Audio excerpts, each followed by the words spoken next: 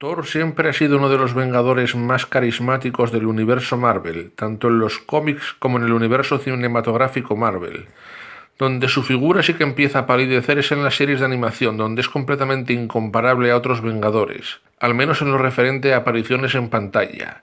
Pero eso sería tema para otro vídeo. Antes de empezar con esta cuarta entrega de Thor, vamos a repasar un poco su trayectoria dentro del UCM. Para empezar tenemos el Thor de 2011, perpetrado por Kenneth Branagh, quien realizó un Thor aceptable que no captaba mal la esencia del personaje y que consiguió tener cierta personalidad propia, pese a que Disney lo quiere todo muy impersonal y cada vez más woke.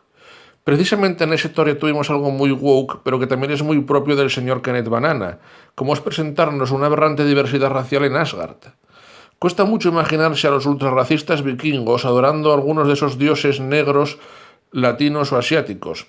Esto ya provocó que varios amigos míos wokes se rasgasen las vestiduras en su época por ser incapaces de concebir un Heimdall negro, y esto aún siendo wokes, lo que para mí es un apunte curioso. Siguiendo con esto, tengo que comentar algo que a mucha gente se le ha pasado por alto. En el UCM tenemos una tierra mítica de dioses caucásicos como Asgard, que ahora es un crisol de razas, pero tenemos una tierra mítica de negros como Wakanda, que no es un crisol de nada y hay uniformidad racial. Y precisamente lo mismo pasa en Shang-Chi con otra tierra mítica de asiáticos. También hay uniformidad racial. Alguien podría decirme que esto también pasa con el Tíbet, pero todos sabemos que esto fue hecho para no ofender a los malvados y racistas comunistas chinos. Pero accidentalmente caen en el mismo error. Otra civilización mágica y mítica dirigida por blancos y que es un crisol de razas. Pero cuando no es así, tenemos uniformidad racial. Disney, en serio, ¿nos acabas de decir que por puro accidente has mostrado a la raza blanca como la más inclusiva y la más tolerante de todas? Porque en las tierras legendarias donde la dominancia es blanca hay crisol de razas y donde no, no lo hay. Eso es lo que yo llamo hacerse trampas jugando al solitario. De todos modos, recordaros, queridos oyentes, que Kenneth Branagh es un director que tan pronto es capaz de hacer una película como Belfast este mismo 2022, como de presentarnos un auténtico sumum de lo woke como es la execrable muerte en el Nilo. Después de este Thor tan inclusivo, llegaría la que durante mucho tiempo tenía por la peor entrega del UCM en la que apareciese Thor. Me refiero a Thor, el mundo oscuro, que pese a tener una base argumental y dramática que podría dar pie a una muy buena película, terminó siendo una película muy aburrida y sobrecargada de CGI a la que ni la solvencia de sus muchos grandes intérpretes logró salvar de la ruina. Y con Alan Tyler, el director de esta mediocridad, pasa algo parecido a lo que pasa con Kenneth Branagh. Tan pronto te hace una película como esta Mundo Oscuro o Terminator Genesis, como lo hace realmente bien con series de calidad incuestionable como son Los Soprano o Mad Men. Otra demostración más de que Disney arruina todo lo que toca. Luego, en 2017, tras varias apariciones en las películas de los Vengadores en las que Thor no me cautivó en lo más mínimo, ni aunque el villano fuese el mismísimo Loki, llegaría Thor Ragnarok, donde aparecería el ultra sobrevalorado Tiki-Taka Woketiki, un director que comparte muchas características en común con el perverso Jordan Pelele, como es debutar con una película muy aceptable como es Lo que hacemos en las sombras y desmadrarse sin freno a partir de ahí, fruto del exceso de poder obtenido de forma rápida e inmerecida. Después de esto, lo que tiene es un engendro como JoJo's Bizarre Adventure, Jojo Rabbit, donde nos explica que el nazismo es muy malo y los judíos son seres de luz. Bueno, lo primero lo tenía clarísimo, y lo segundo sigo sin verlo pese a los constantes empeños de Hollywood. A mí me parece que los judíos son seres humanos como el resto. Con Thor Ragnarok vendría un cambio de tono en el que Thor se aproximaría a Guardianes de la Galaxia y empezaría a convertirse en una especie de pseudo Star-Lord sin perder completamente su esencia. Todo esto con un guión esquizofrénico en el que se mezclaba el Ragnarok vikingo con la trama que dio origen al cómic Planet Hulk. Y teníamos de villana principal a una Hela que parecía más fuerte que el mismísimo Thanos, con unos cuernos impresionantes y que no podía ser derrotada por ningún macho blanco heteropatriarcal o en su defecto un macho verde heteropatriarcal, dejándoselo todo una basura de monstruo en CGI, y eso fue bastante decepcionante, tengo que decir. Por si la poderosamente empoderada Hela no fuese lo bastante woke y otras figuras como Heimdall no se hubieran aterrorizado lo suficiente con su blackwashing, ahora llegaría una mezcla entre los dos conceptos, la Valquiria negra que venía a rizar el afrorrizo. Pese a que muchos fans odiaron esta película por el cambio tan radical de tono y por tener mucha más carga woke, a mí se me hizo mejor que la muy impersonal El Mundo Oscuro. Tras esto llegaría Infinity War, donde tendríamos a un Thor mucho más parecido al de Kenneth Branagh, sin perder el carácter bufonesco que le imprimió Tiki Taka Walkie-Talkie, pero con un aire más oscuro y dramático. Después de esto tampoco me extrañaba que tras lo visto en Thor Ragnarok, este nuevo Thor acabase formando equipo con los propios Guardianes de la Galaxia. Tras esta película llegaría Vengadores Endgame, donde yo vería sorprendido cómo Thor pasaba de ser un bufón a un ejemplo de masculinidad tóxica, y de esto al gordo y decadente Mugrientor, que fue el mayor estropicio que se hizo en la película junto con el Hulk mangina y deconstruido. Además teníamos el caso de que Iron Man y el Capitán América quedaban fuera de un plumazo, por lo que teníamos a dos de los principales héroes masculinos de los Vengadores barridos del mapa y a otros dos que ojalá estuvieran barridos del mapa antes de verlos en tan lamentable estado. Todo apuntaba a que la fase 4 del UCM sería atroz, y visto ahora, realmente así fue, es atroz. Hace poco, en la serie What If, se nos presentó la peor versión jamás vista de Thor, con el Thor fiestero, pero este Thor, hasta el momento, seguía siendo el peor por encima incluso del Thor gordo y decadente de Endgame. Así que la pregunta que uno se podría hacer al ir a ver Thor Love and Thunder es: ¿este nuevo Thor ha superado en mediocridad a los dos últimos Thor? Veámoslo.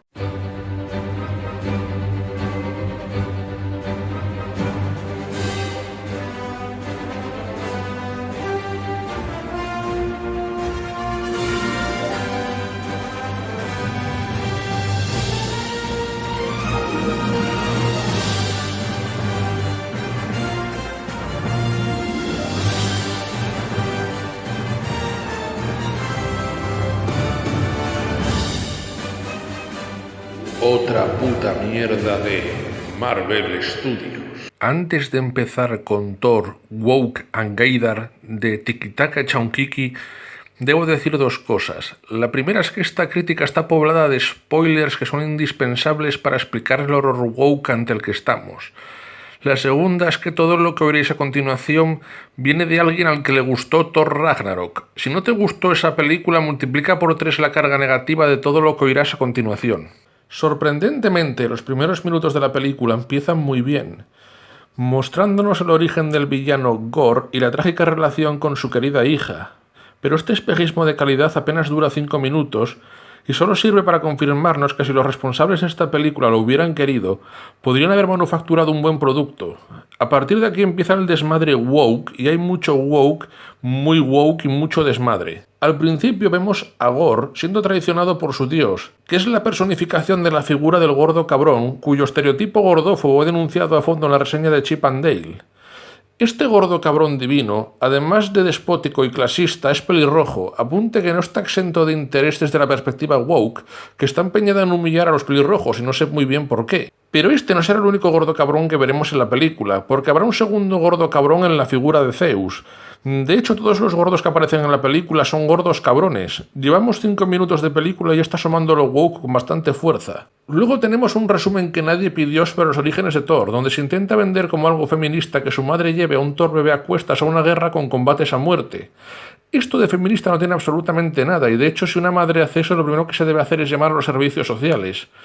Tras ver cómo Thor va degenerando sin freno a lo largo del MCU, vemos 3 cosas que ya nos van a poner los pelos de punta. La primera es ver a los Guardianes de la Galaxia actuando de forma totalmente desganada, hasta el punto de que apenas pueden disimular que quieren recoger el cheque y largarse ese truño de película cuanto antes.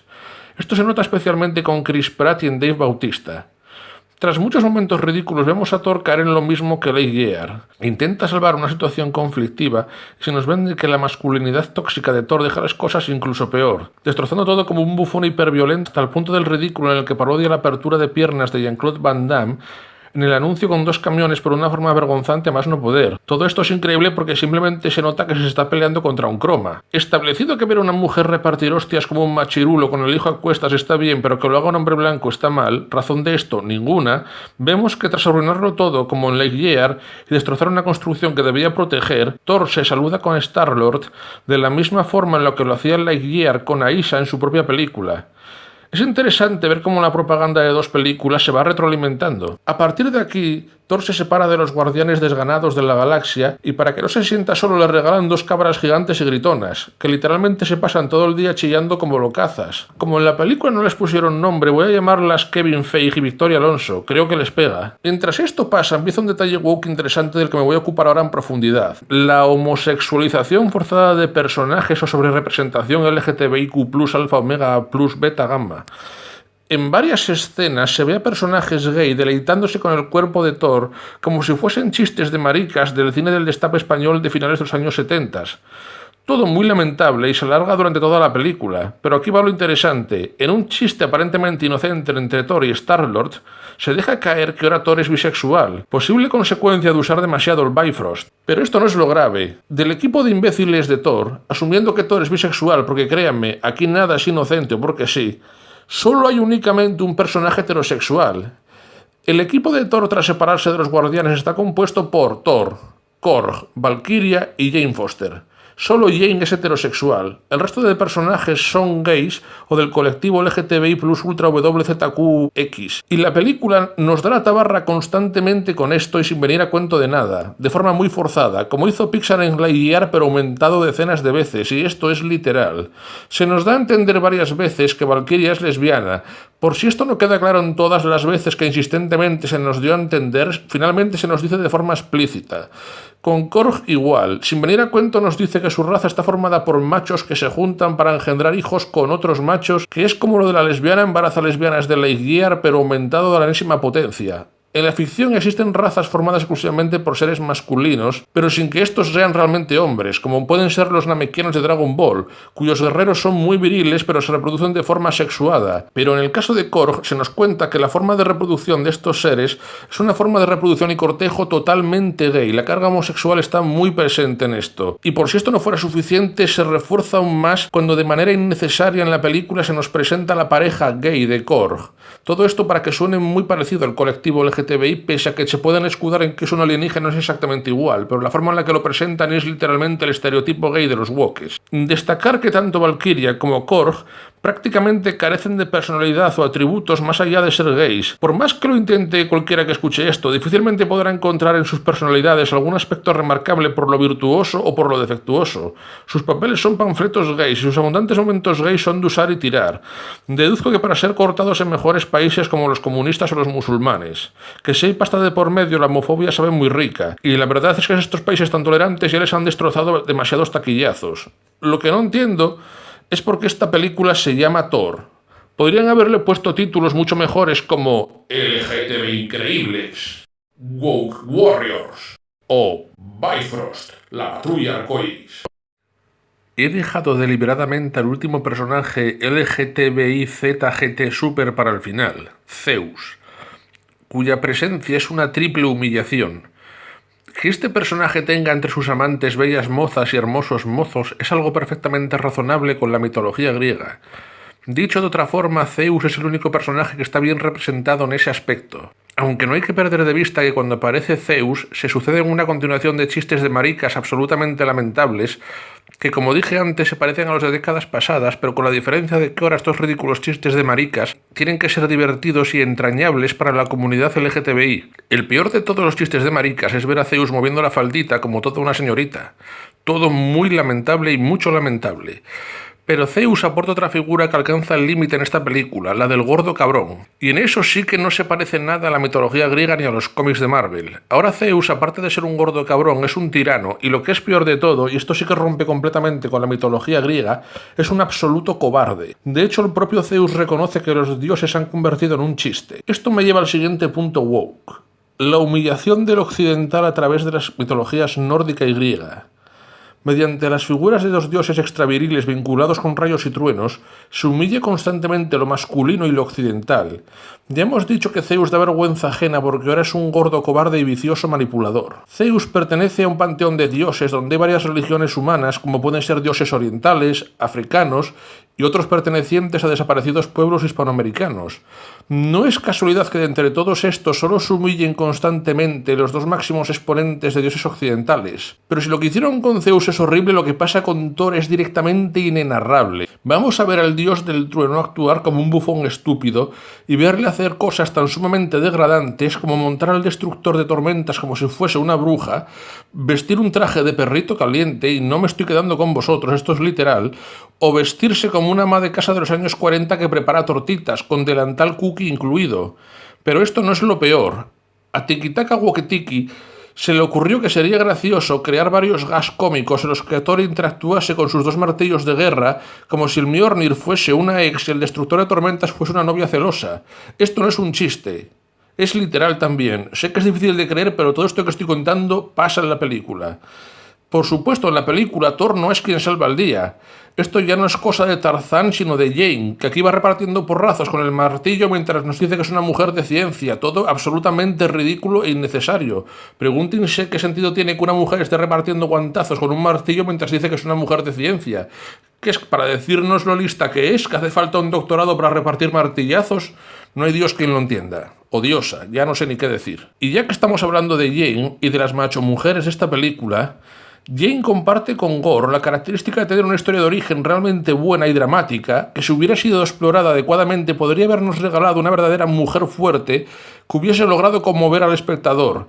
Pero el drama de Jane literalmente importa un bledo. Entre tanta tontería, tanto woke y tanto croma, llega un momento que no importa absolutamente nada.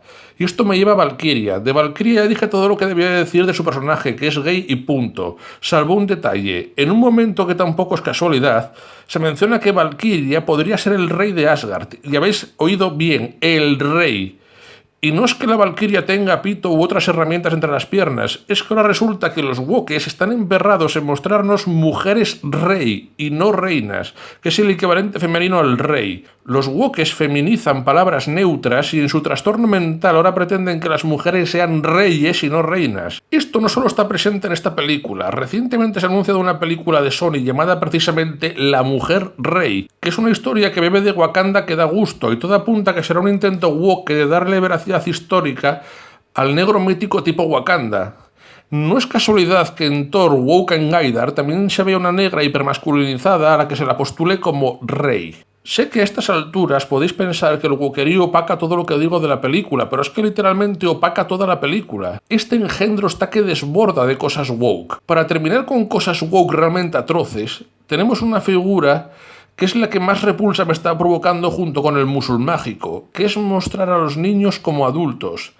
En un momento de la película, literalmente se lanza a niños pequeños a pelear contra monstruos y asesinarlos, como si estos fuesen adultos listos para la guerra y sin que esto tenga demasiado sentido. Y lo más gordo es que se ve a niños normales matando como si tal cosa, solo porque se les regala unos pocos poderes. Esto se redondea y se supera en el final de la película, donde el Thor deconstruido, o mejor dicho destruido, y Bifrost se lleva a una niña pequeña a la guerra. Que, por cierto, el título de Love and Thunder viene de esta pareja. Uno es amor y el otro es trueno. Yo apuesto que la niña es trueno. Me gustaría decirles a esta banda de degenerados de Hollywood que alejen sus sucias garras de los niños. Porque esto de tomar al niño por adulto lo estoy viendo en demasiadas producciones recientes como Obi-Wan, Jurassic World Dominion o Lightyear. Para terminar, al margen de lo woke, la película se pega abundantes tiros en el pie. Como que al principio se nos dice que las religiones son una estafa y después de la muerte no hay nada, pero posteriormente en la escena postcrédito se ve morir a alguien humano y se va al más allá. También se nos dice que alguien solo puede acceder al Valhalla si muere en combate, pero no si muere después del combate. Pero luego vemos que alguien muere después del combate y se va al Valhalla. A mí que me lo expliquen. El villano Gore también está desaprovechado hasta el punto del insulto, con una escritura muy deficiente. Pasa de ser un hombre trágico a un villano cuasi Joker que hace que Thor se asuste de pelear contra espadas afiladas. Esto tampoco es broma, pasa de verdad. Como si de repente Thor fuese el Shaggy de Scooby-Doo. Posteriormente se convierte en un villano arrepentido, pero todo esto muy forzado y muy esquizofrénicamente. Podrían haberle puesto a este villano varios toques interesantes, porque este hombre cree que los dioses no defienden a sus adoradores, y de repente se encuentra con dioses que sí lo hacen. Ahí podría haberle puesto un conflicto moral al personaje, o hacer que se volviese aún más malo y envidioso al ver la mala suerte que él ha tenido con sus propios dioses. Esto sin contar que el mensaje final de la película nos dice que lo más razonable es dejar ganar al villano, porque en última instancia un asesino de masas hará lo correcto. Por supuesto, el villano la caga. Teniendo una fuente de poder a la que puedes pedir cualquier deseo, lo único que se le ocurre al villano es pedir la resurrección de su hija como un ser con poderes divinos, cuando podría haber pedido literalmente que Thor y él hubiesen sido felices con sus seres queridos y hubiera resuelto varios problemas de un plumazo, incluyendo salvar varias vidas como la suya propia.